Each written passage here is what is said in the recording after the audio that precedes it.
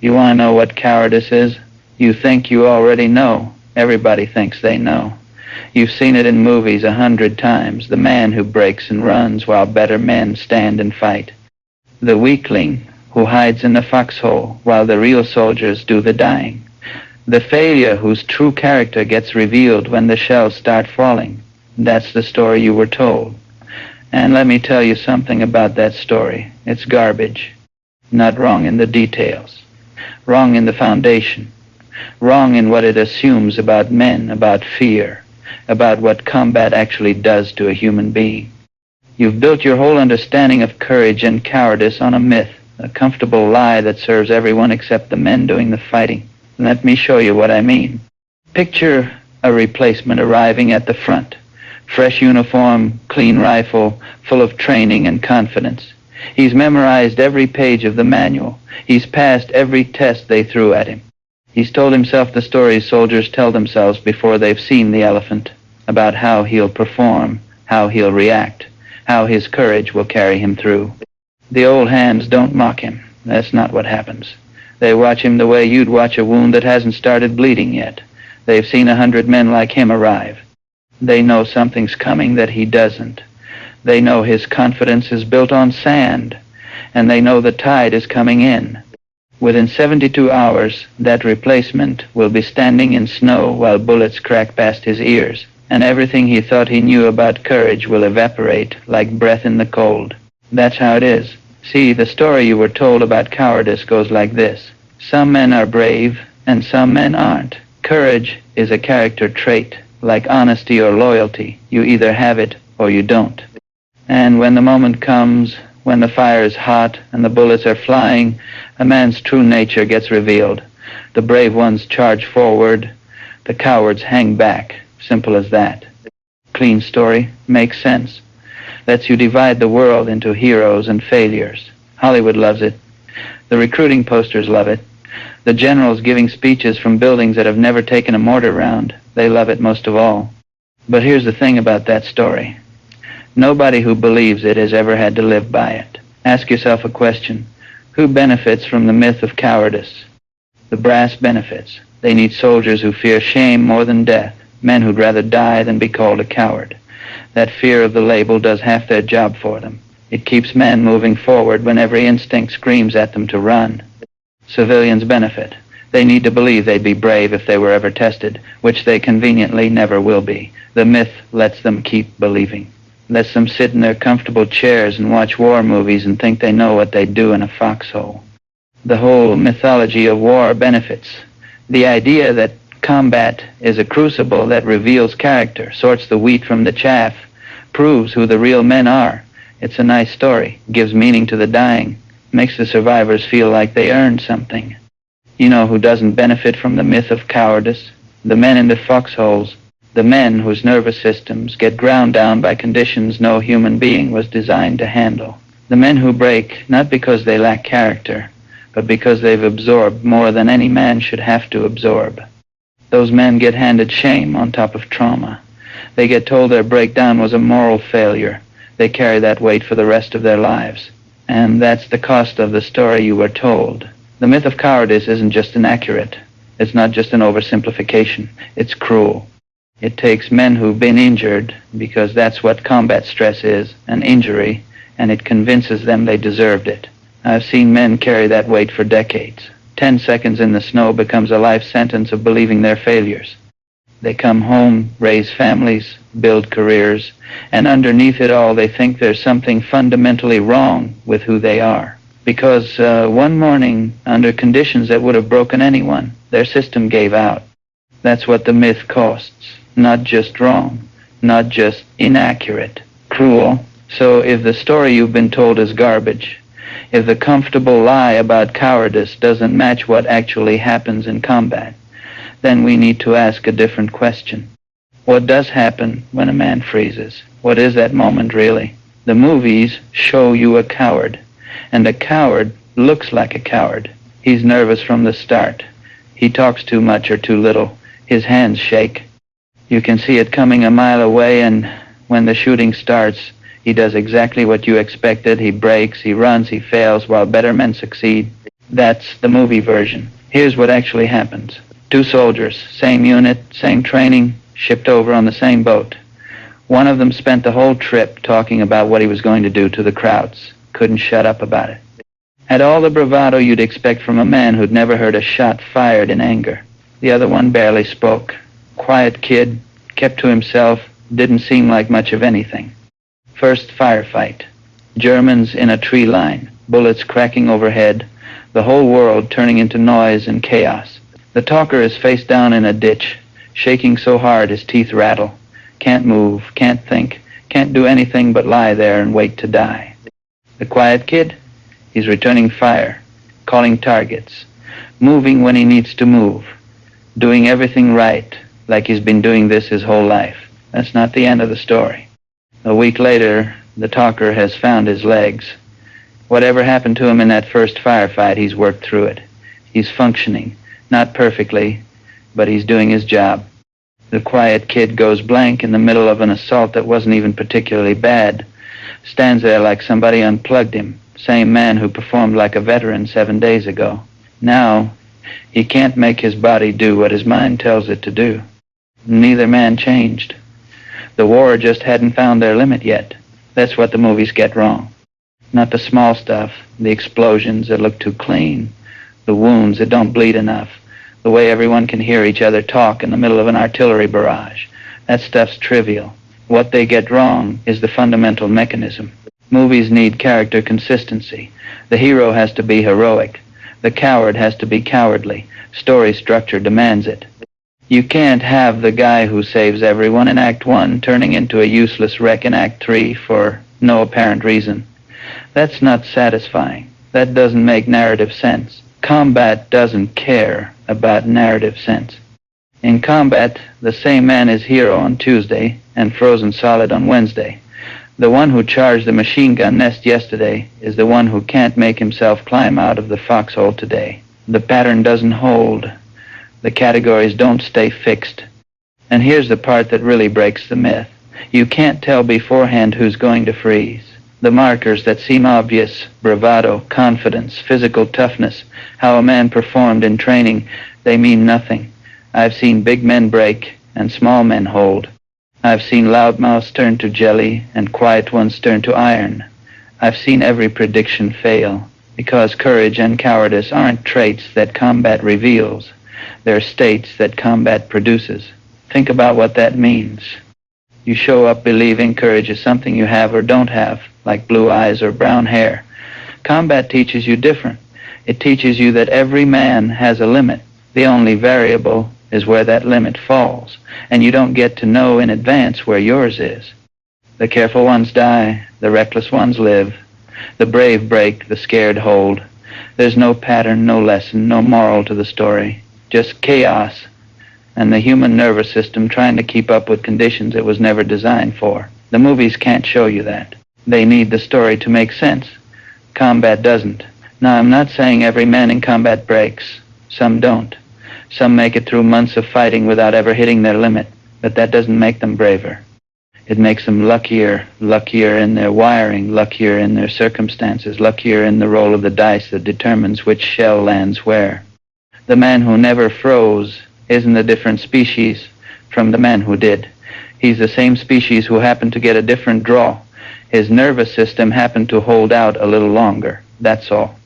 But we don't tell that story. We tell the story of character revealed, of true nature exposed, of the wheat sorted from the chaff, because the true story makes people uncomfortable. The true story says, that could be you. Under the right conditions, that would be you. There is no magic immunity that separates the brave from the cowards. There's just different breaking points, and combat that hasn't found yours yet. When veterans talk about combat, really talk about it, they tell stories that don't fit the myth. They tell you about the best sergeant in the company who went blank one day for no reason anyone could figure. They tell you about the scared kid who turned out to be the one you wanted next to you when things got bad. They tell you about the randomness, the unpredictability, the way the categories keep shifting. But civilians don't want to hear those stories. They want the myth. They want to believe they can tell a coward from a hero, that the categories are real, that the sorting makes sense. So the myth survives. And men who break keep carrying the shame of something that was never their fault. So if the movie version is wrong, if courage and cowardice aren't stable traits that get revealed under fire, then what actually happens when a man freezes? What is that moment? What causes it? And is there anything that can be done about it? Let me tell you about a morning in January 1945. Outskirts of the Bulge. Snow on the ground, more coming down, cold enough that your fingers stop working right if you don't keep them moving. A replacement has been with us maybe 3 days, hasn't even had time to learn where to dig his foxhole. Germans open up from a tree line. Machine gun, fire, rifles, the whole familiar symphony. The kid just stops. I don't mean he dropped to the ground. I don't mean he took cover. I mean he stopped, standing there in the snow like somebody had unplugged him from whatever makes a human being move. Rifle in his hands, enemy 50 yards out, bullets kicking up snow around his boots, and he's frozen solid. Department store mannequin, eyes open, but nobody home. Now, everybody watching thinks they know what they're seeing. They think they're watching cowardice. They think the kid lacks courage, lacks character, lacks whatever iron quality separates the men who fight from the men who don't. They're wrong. What I was watching wasn't a failure of character.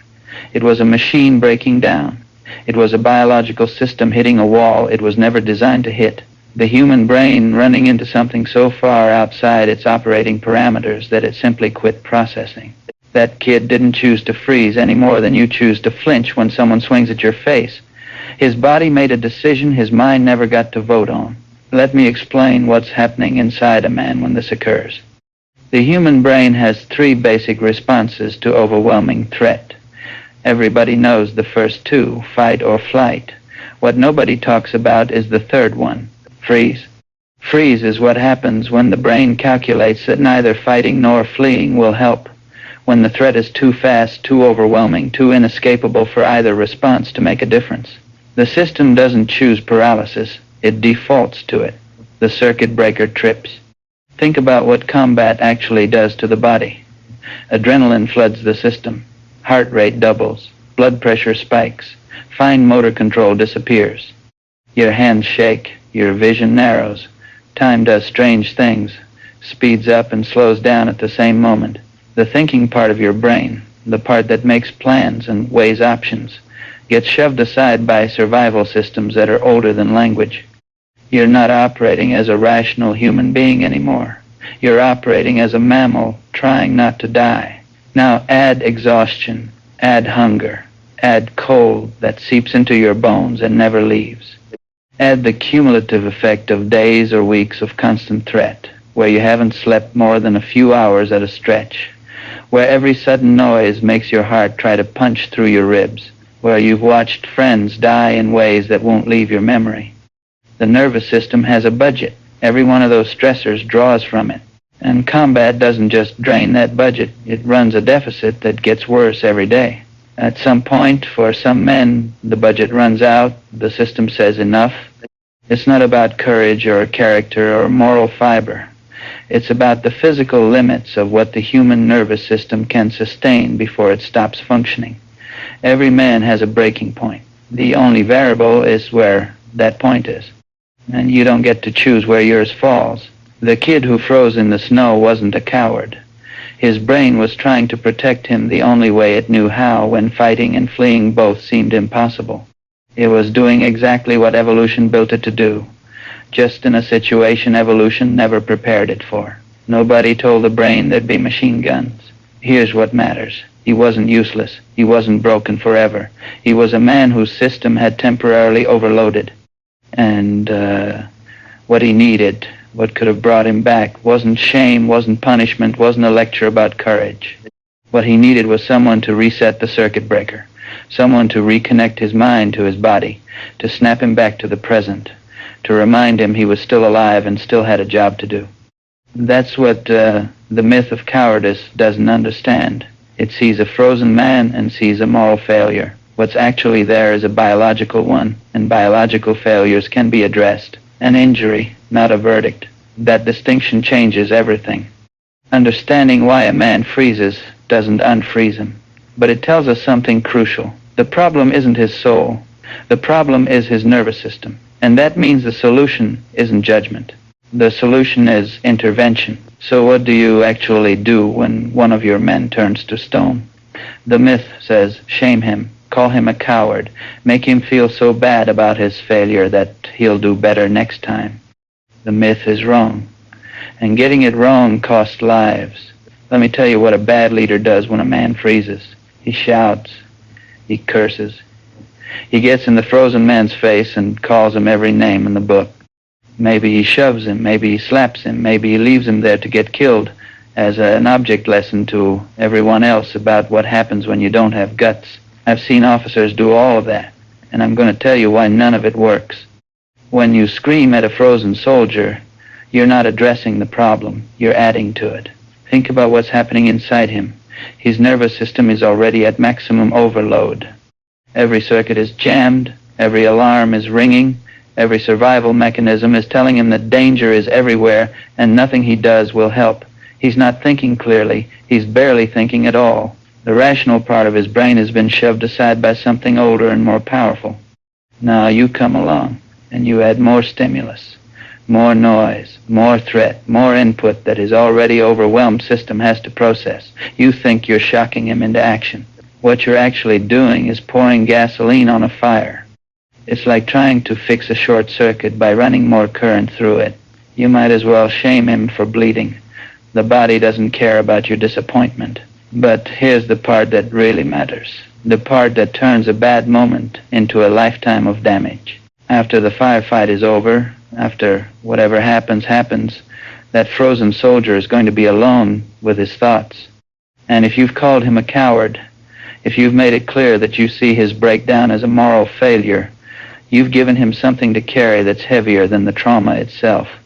Because now he doesn't just have to deal with what combat did to him. He has to deal with the conviction that he failed, that he's less than the men who kept fighting, that there's something fundamentally wrong with who he is. The terror fades eventually. The shame stays. I've met men 30 years after the war who still can't talk about the morning they froze. Not because the memory of combat is too painful, though it is, but because they've spent 3 decades believing that moment revealed them as failures. 10 seconds in 1945 became a life sentence of secret shame. They came home, they raised families, they built careers, they did everything you're supposed to do. And underneath it all, they carried the weight of one frozen moment, convinced it meant something about their character that it never actually meant. That's what shame does. It doesn't correct behavior. It doesn't make men stronger. It takes an injury and turns it into an identity. It takes a biological response and reframes it as a moral verdict. And it teaches silence. Veterans who experience combat breakdowns learn fast not to talk about them. The myth tells them that admitting fear, admitting freezing, admitting those moments when their system's overloaded will reveal them as less than the men everyone thinks they are. So they stay quiet. They carry it alone. They lock themselves inside with their own judgment. Decades of quiet. A whole population of men who went through something their families never understood, something they could never explain, something that isolated them from the people who loved them. The myth of cowardice promised to make soldiers stronger. What it actually did was break them twice, once in combat and once in the shame that followed. Here's the truth nobody wants to hear. The standard response to freezing, the shame, the judgment, the moral condemnation, doesn't just fail to help. It actively makes things worse. It compounds trauma with self-hatred. It teaches men to hide their wounds. It builds walls between soldiers and everyone who might help them. You can't shame a man out of a biological response, but you can shame him into carrying that response as a secret burden for the rest of his life. And that's what we've done. For as long as armies have marched, that's what we've done. So if shame doesn't work, if calling a man a coward just adds weight to an already broken system, what does work? How do you actually bring a man back from the freeze? Let me take you back to that morning in the snow. The kid is standing there frozen, bullets cracking, Germans 50 yards out, and he might as well be made of stone. Eyes open, nobody home. Here's what I did. I got to him, low and fast. keeping below the fire line. I didn't shout, not yet. I put my hand on his arm. Physical contact. That matters. Your body has been disconnected from external reality. Touch is the first thing that can bring it back. Doesn't matter what you say if you can't reach the body first. The body responds before the rational brain comes back online. Hand on his arm. Then I got in front of his eyes. Made him look at me instead of wherever he'd been looking, which was nowhere really. Somewhere inside his own head. Somewhere the war had sent him. Soldier. Didn't know his name. Hadn't had time to learn it. But the word landed. Look at me. His eyes moved. Not much, but they moved. Something in there was still receiving. You're here. The tree line is there. You know what to do. I kept my voice calm. Not soft, clear. Calm, but clear. Adding more stress to an overloaded system doesn't help. Screaming at him would just be more noise he couldn't process. But calm, direct instructions, those can cut through. Do it now. And I watched him come back. It's like watching someone surface from deep water. First the eyes clear, then the breathing changes. Then you can see the connection reform between the brain and the body. The circuit breaker flips back. The system comes back online. He blinked, he looked at me. Then he dropped to a knee and started shooting. Not perfectly, not like a veteran. His hands were shaking and his aim was probably garbage. But he was shooting. He was doing his job. He was functional. That's what bringing someone back looks like. You're not changing who they are. You're not making them brave. You're not fixing some character flaw through force of will. You're just reconnecting the parts that got disconnected. The mind to the body. The training to the moment. The man to the task. Let me break down what works. Physical contact first. A hand on the arm, a grip on the shoulder, something to anchor the body to the world outside his head. The nervous system needs to be reminded that external reality exists, that there's more than the overwhelming chaos inside. Then, voice. Calm, clear, direct. Not instructions about courage or duty. Instructions about the task. Simple, concrete, achievable. Look at me. The enemy is there. Do this now. Give the mind something it can actually process, not abstractions about bravery, but immediate specifics about what needs to happen in the next 5 seconds. The reality anchor. You're here. Ground him in the present. His mind has gone somewhere the stress sent it, somewhere outside this moment. Your job is to pull him back. This is where you are. This is what's happening. This is what you do next. And here's the crucial part. You're not inspiring him back. You're not motivating him back. You're wiring him back. The frozen man doesn't lack motivation. He lacks connection. His body and mind have been disconnected by a system overload. What he needs isn't a speech about duty. What he needs is someone to help him plug the pieces back together. Now, I'm not going to tell you this works every time. It doesn't. Some men break too deep to reach in the field. Something in them tears that can't be patched in the middle of a firefight. They need evacuation. They need medical care. They need time.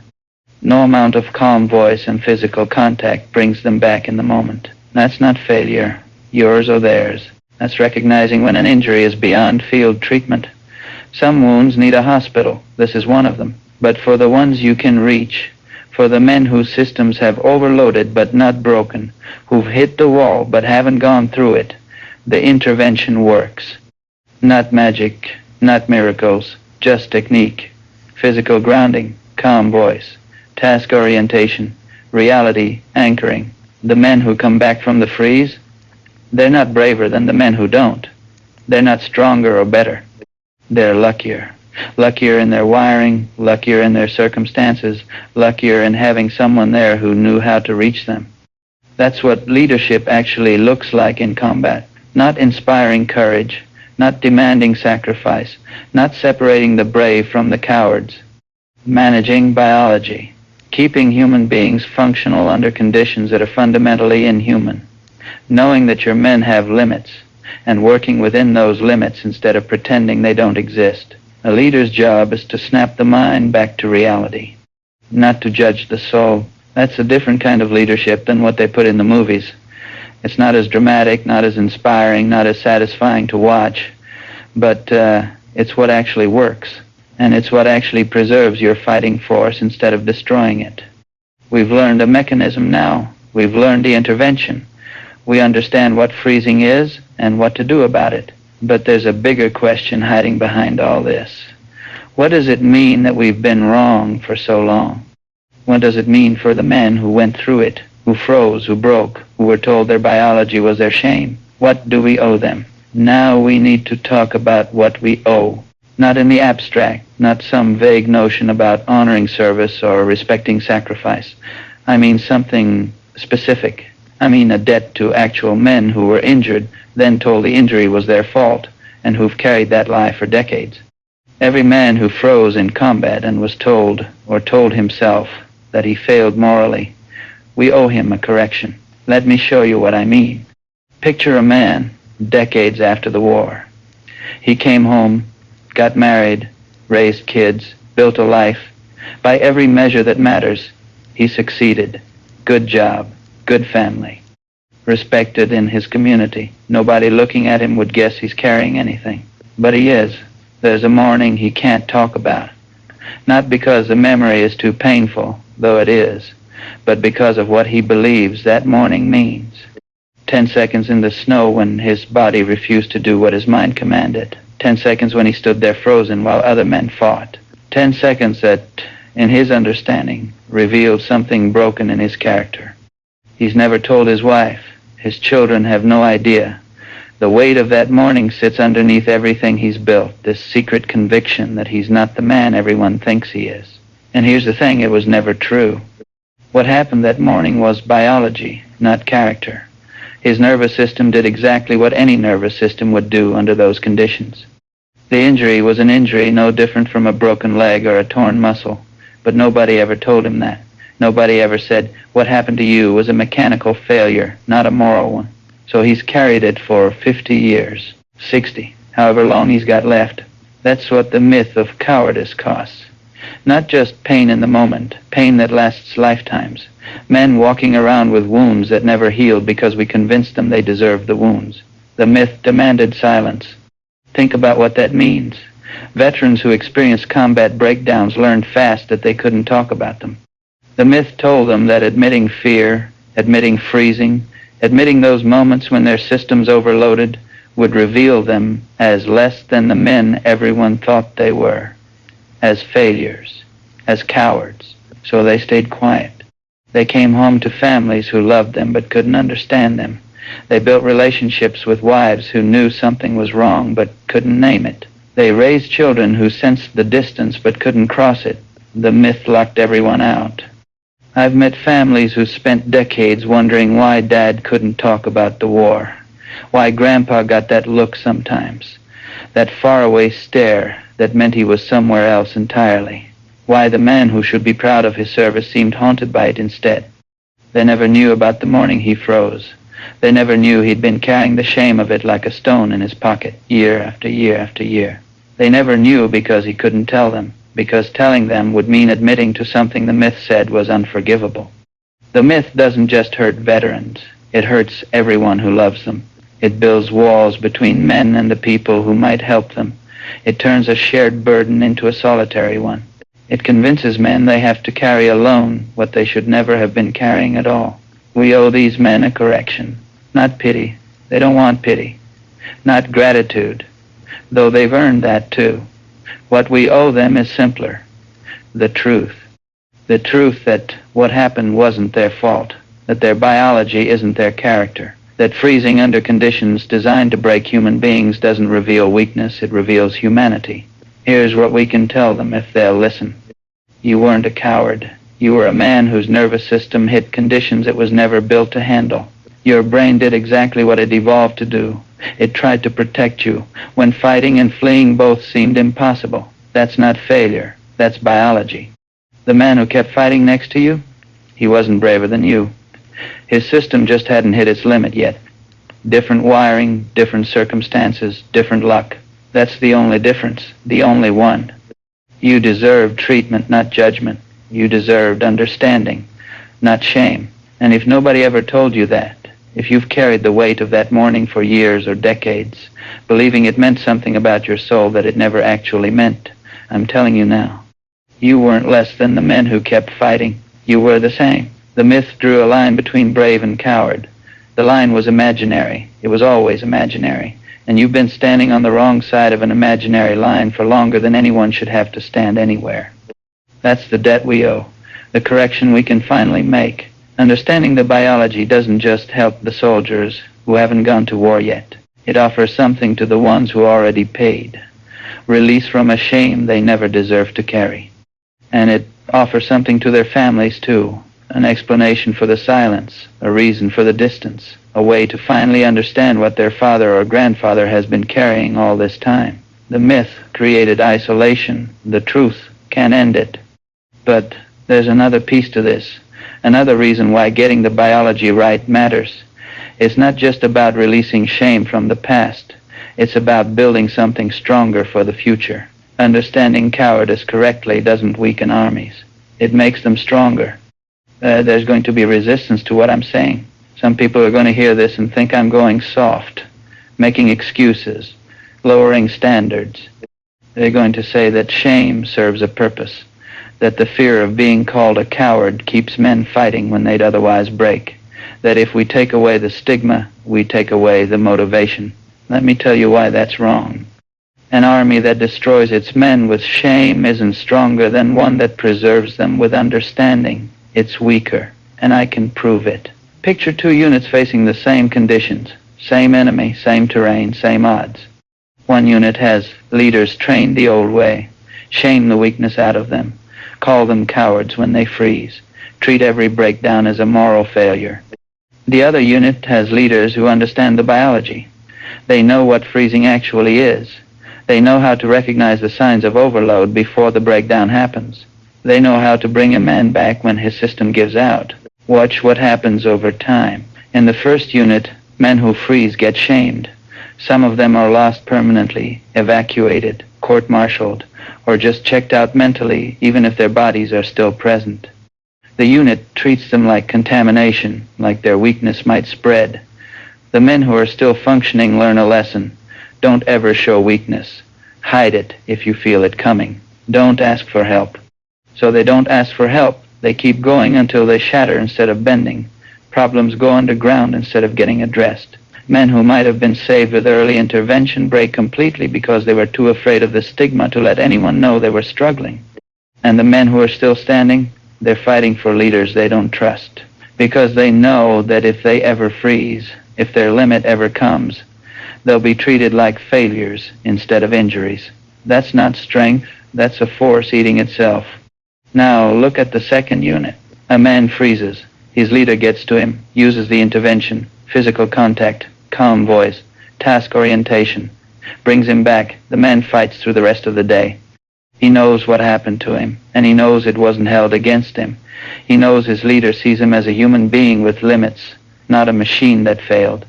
That man will fight harder for that leader, not because he's been shamed into it, but because he trusts him. He knows that if it happens again, he'll be helped instead of condemned. He doesn't have to hide his limits. He can focus on the fight instead of on performing toughness he might not feel. Multiply that across a unit. Every man you bring back from a freeze is a man who fights again. Every man you preserve is a man you don't have to replace. Every moment of trust you build is a moment when your unit holds together instead of fragmenting. The preservation multiplier. That's what understanding buys you. But there's something else, something even more important than preserving individual soldiers. If freezing is biological, you can train for it. Not train to prevent it. That's impossible. Every man has a limit, and combat will find it eventually. But you can train leaders to recognize the signs of overload before it happens. You can teach them the intervention techniques that actually work. You can prepare them to manage biology instead of just demanding courage. Training based on reality beats training based on myth. Right now we train leaders to expect courage and punish cowardice. We give them a model that doesn't match how human beings actually work under combat stress. When their men break, they don't know what to do, so they fall back on shame, which doesn't work and makes things worse. But if we taught them the biology, if we taught them that freezing is a circuit breaker tripping, not a character revealing, if we taught them the techniques to bring men back, they'd be better leaders. Their units would be more resilient. Their fighting force would be preserved instead of consumed. Shame doesn't build morale. Understanding does. Men fight better when they know their leaders see them as human beings with limits, not as machines that fail when they're not tough enough. They fight better when they trust that breaking won't mean abandonment. They fight better when they're not spending half their mental energy hiding their fear from the people who are supposed to be leading them. The myth of cowardice promised strength through harsh standards. But harsh standards based on false understanding don't produce strength. They produce silence, isolation, hidden problems, and eventual collapse. Understanding produces something better, a fighting force that knows its limits and works within them. Leaders who can actually help their men instead of just judging them. Units that hold together because trust is real, not because shame is feared. You can't fix a problem you misdiagnose. For centuries, we've been diagnosing cowardice as a moral failure and trying to fix it with shame. It doesn't work. It never worked. Understanding the biology gives us something that actually works. That's not soft, that's strategic. We've built the understanding now. We've seen what the myth costs and what the truth offers. We've learned the mechanism and the intervention. We've talked about the debt we owe and the strength we can build. What remains is the weight. What soldiers actually carry, what they bring home, what lives underneath the surface long after the shooting stops. The war doesn't end when the shooting stops. That's the thing civilians don't understand. They see the parade, the homecoming, the moment when the uniform comes off and regular life begins again. They think that's the end of the story. It's not. Men come home, but they don't come back. Not all of them. Not the parts that mattered most. You leave something over there, in the mud, in the cold, in the faces of the men who didn't make it. You leave something behind that you don't get back, and you carry something home that you never asked for. That's the trade. That's what survival costs. Every veteran knows this, even if they can't put words to it. The bad nights, the sounds that make your heart lurch even when you know you're safe. The dreams that take you back to places you thought you'd left. The way some part of you stays alert, stays vigilant, stays ready for the attack that isn't coming. No soldier ever really survives a war. You survive the bullets and the shells. What comes after, that's a different kind of survival. A longer, quieter kind. But here's what we need to talk about. The extra weight. The men who froze, who ran, who broke, they carry everything I just described plus something else. The myth told them their biology was their character. Their injury was their shame. So on top of all the weight that every veteran carries, they've got this additional burden, the belief that they failed. It sits underneath everything. Picture a man waking at 3 a.m, decades after the war. The dream is always the same, that frozen moment, the bullets, the terror, his body refusing to move. He's had this dream 1,000 times. But when he wakes, it's not the terror that stays with him. It's the conviction that he was less than the men beside him, that they were stronger, that his breakdown revealed something broken in his soul. That conviction has been there every night for 50 years. And it was never true. The man beside him wasn't stronger, he was luckier. His nervous system happened to hold out a little longer, different wiring, different circumstances, different roll of the dice. That's the only difference. But nobody ever told him that. So he carries the weight of an imaginary failure, a verdict that was never valid, a shame that was never deserved, on top of everything else, on top of all the weight that was unavoidable. You can't undo what combat does to a man. The dead stay dead. The memories don't fade. The part of you that got left over there doesn't come home just because you understand the biology better. But you can lift the unnecessary weight. You can take the shame that was added on top of the trauma, the miscontribution, the extra burden, and you can remove it. Not by pretending the frozen moment didn't happen, but by understanding what it actually was. A biological response, an injury, not a verdict on who they are. That removal matters. It doesn't heal the wound, but it stops making the wound worse. It doesn't bring back the dead or erase the memories, but it removes the lie that's been wrapped around them. It gives a man permission to stop judging himself for something that was never his fault. I've seen what the shame does over time. It isolates. Veterans who carry shame can't share it, can't process it, can't let anyone in. They're locked inside with their own judgment. The people who love them can't understand the distance, and the veteran can't explain it. So the walls stay up, the silence continues, decades pass. Families wonder why Grandpa never talks about the war. They sense there's something there, some weight, some shadow, but they can't reach it. They don't know that underneath the silence is a man who's been convicting himself for 50 years, serving a sentence he was never supposed to serve. The myth created that isolation. The truth can end it, not all at once, not easily, but understanding what actually happened, understanding that the frozen moment was biology, not character, opens a door that shame kept locked. Maybe the veteran finally tells his family. Maybe the family finally understands.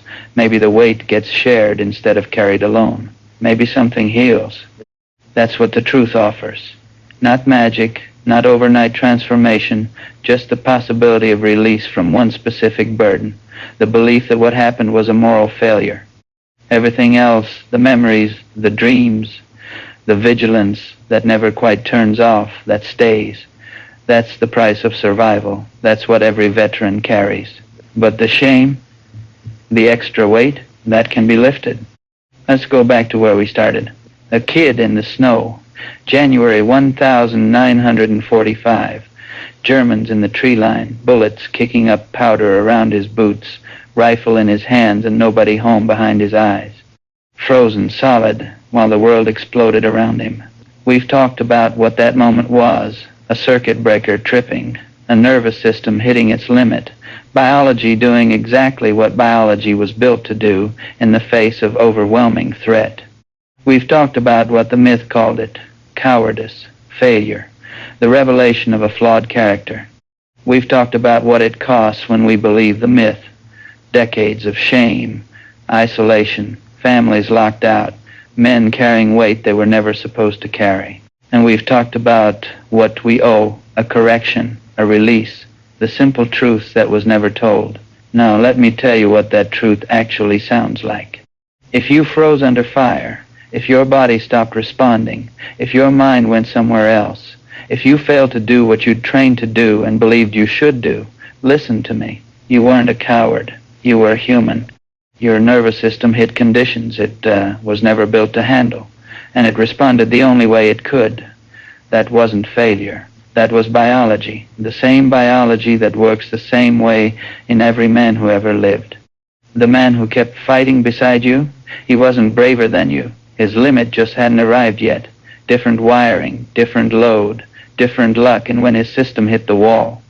Given enough time, given enough combat, his would have come too.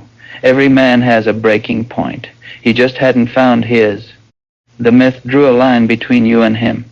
It called one side brave and the other side coward. That line was imaginary. It was always imaginary. There is no line. There are just different breaking points. And a war that found some before it found others.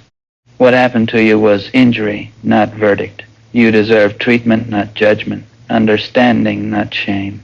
And if nobody ever told you that, if you've carried the weight of that frozen moment for years or decades, believing it revealed something broken in your soul, I'm telling you now, you weren't less, you were the same.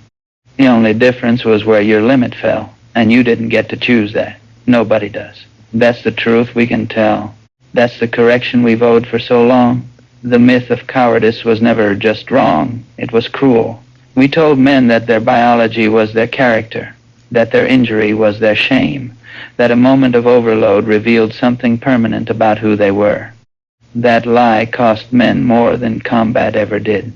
The bullets and shells, the cold and the terror, those they could survive. The weight of believing they'd failed as men, that crushed them slowly, quietly, over lifetimes. It's time to put that weight down. Not because the frozen moment didn't happen. It happened. Not because it didn't matter. It mattered. It matters still. Every night at 3 in the morning when the dream comes back. But Understanding what it actually was, biology, not character, changes what it means. It means you're not broken. You're human. It means the shame was never yours to carry. It means you can finally stop convicting yourself for a crime that was never committed.